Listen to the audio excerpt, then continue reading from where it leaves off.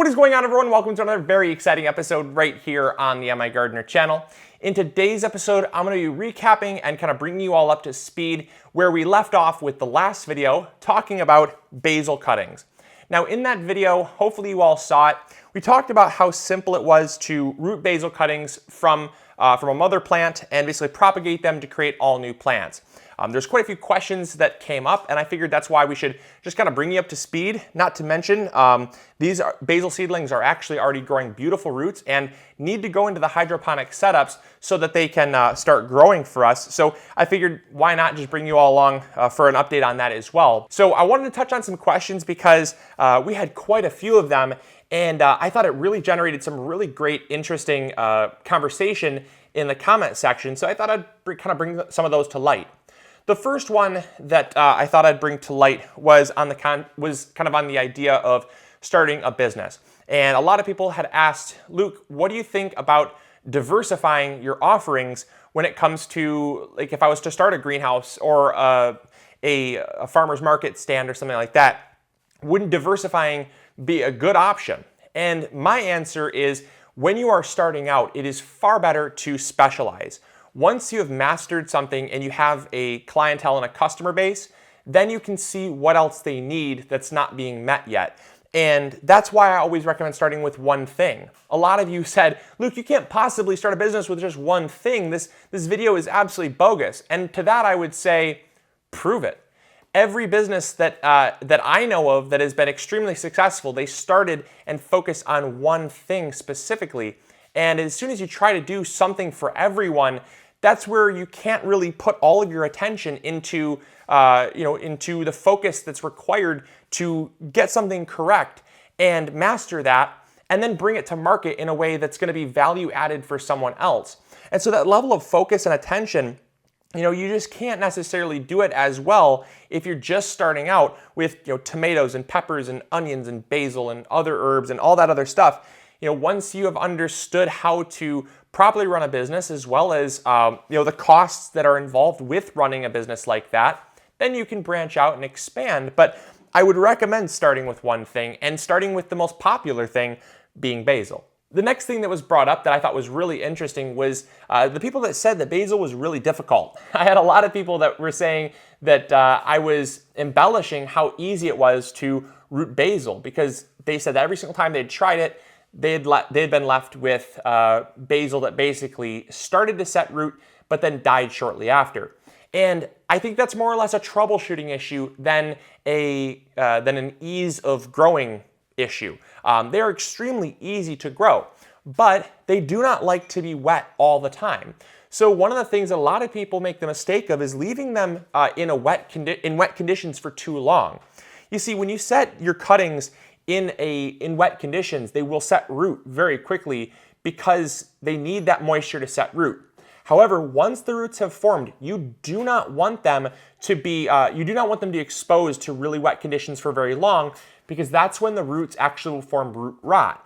And so it's kind of a double-edged sword. You need the moisture to form roots, but then too much moisture for too long after that forms root rot. And that is the biggest reason why a lot of people don't have luck with their basil seedlings. So what I recommend doing is rooting your basil as soon as you start to see roots. The very instant you start to see roots, take them out of those moist conditions and then allow them to kind of dry out a little bit. Basil likes more arid conditions, and that's why if you're going to simply take them from one damp condition and move them over to another damp condition, and you're going to just water them heavily a lot, you're going to see a lot of losses. So that's a big reason why you might have lost your basil and why you think it's more challenging than it really is. And the third question that was brought up that I thought was worth highlighting was the question of, should you grow the basil out and then harvest the leaves to sell at market, or should you just continue to cycle through seedlings and sell the seedlings? And in my personal opinion, that really comes down to the market you're located in. I can't necessarily give you a direction on that, because what I would say is do maybe a little bit of both and see what your market wants to actually see. If there's a lot of restaurants in the area, and a lot of times restaurants will source from farmers markets and local produce stands to get the freshest and best tasting produce, and so therefore they're not really interested in plants. However, if you have a lot of people that are buying for their home, they're probably more interested in plants than they are the leaves. And so it really just depends. I know a prime location to sell the actual cut leaves would be in a place like New York. If you were growing in like a rooftop garden or even on a balcony, and you were taking the leaves, the harvested leaves, to a farmer's market, you're gonna sell far better than, say, a small Midwest town where a lot of people are just going there to kind of get their day's groceries rather than some higher end restaurants that need high quality ingredients. So just kind of keep that in mind as well, that it really does depend on the market. So I can't necessarily give you a specific direction to go in, but like I said, if you're not sure, take both and see what sells the best and then go with that.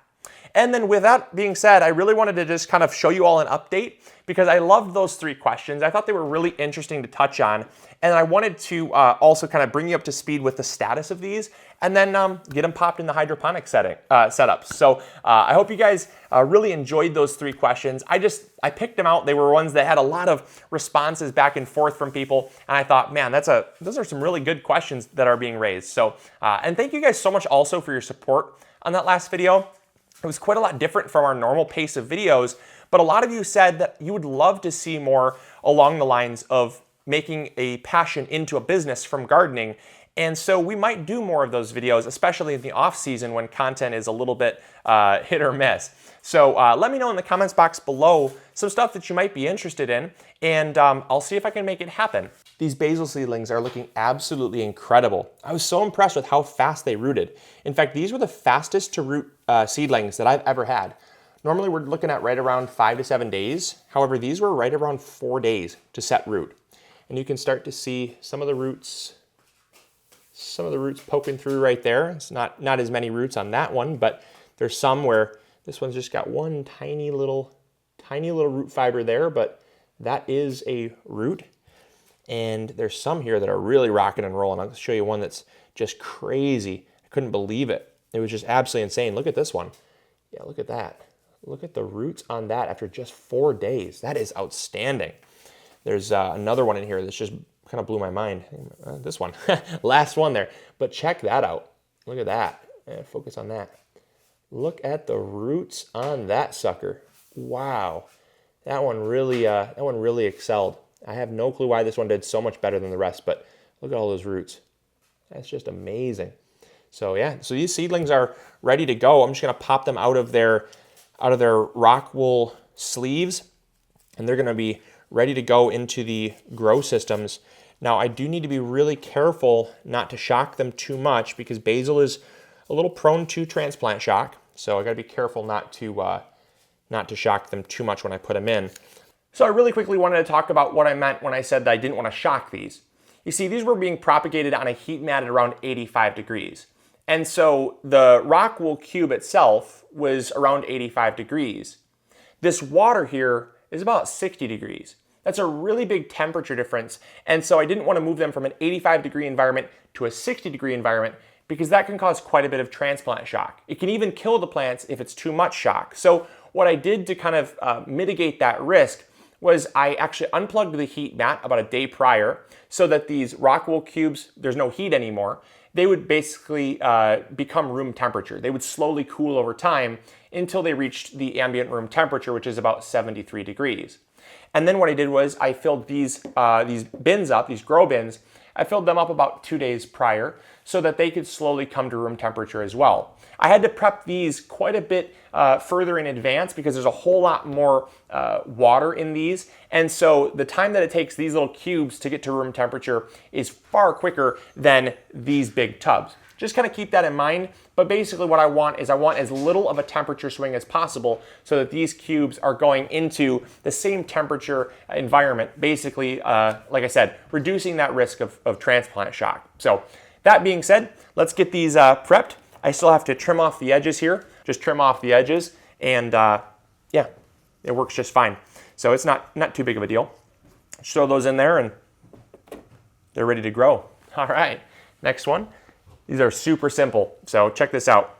I just pull off the edges so they become a little more round, mindful not to rip any roots. Pop them in. There you go, just like that. Set them in the grow bin. So that's all we're gonna do. We're just gonna prep all of these. I have 10 basil plants.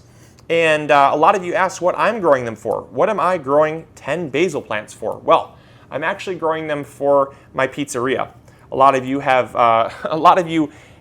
found out in recent months that I started a pizzeria, and that was more or less a family project. Mrs. MIgardener, myself, my dad, and my mom, we all went together, just kind of a family project to start a pizzeria. And this is kind of our ongoing mission to kind of bring even higher quality ingredients and freshness year round. And so since it's the winter months, we can't really necessarily go down to the farmer's market or out to the garden and get some. So I said, hey, I'll grow our own, and we can actually grow some for the pizzeria to help kind of reduce the cost and increase the quality of ingredients that much more during the winter months. So that's what these are being used for. But again, they are just some of the easiest plants that you can grow, and I'd recommend giving it a shot. Even if you're just growing it for your own personal consumption, it's so worth it. Basil is something that just never gets old. So I absolutely love growing it. Alrighty. So I'm just gonna wrap these up here, and I hope you guys enjoyed. I hope you learned something new. If you have any more additional questions, let me know in the comments box below. And again, let me know anything that you want to know about kind of turning your passion into a business. I would love to maybe create a little mini series about it. I think it'd be really fun, but check it out. Really, really happy with how these turned out. Absolutely beautiful. So I'll catch you all on tomorrow's episode. Actually, no, tomorrow's Saturday. That's right. I'll catch you all on Monday's episode. As always, this is Luke from the MIgardener channel, reminding you to like this video if you did. It helps spread these videos around. Subscribe if you've not yet already. We have tons more content coming out. And we'll catch you all later. All right, grow big or go home. Bye.